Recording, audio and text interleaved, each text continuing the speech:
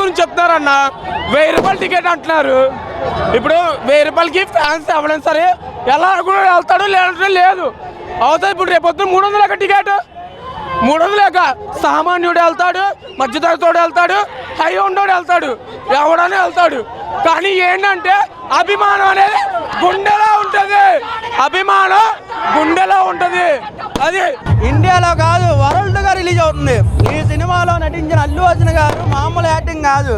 ఆయన నిజంగా ఒక అల్లు రామలింగయ్య గారి మనవడుగా, అల్లు అరవింద్ కొడుకుగా, అల్లు నిర్మల గారి అబ్బాయిగా నిజంగా ఆయన ఒక సాధించాడు. ఎందుకంటే నేషనల్ అవార్డు ఇప్పుడు దాకా ఎవరికీ లేదు. అయ్యి మాకు సంబంధం లేదండి.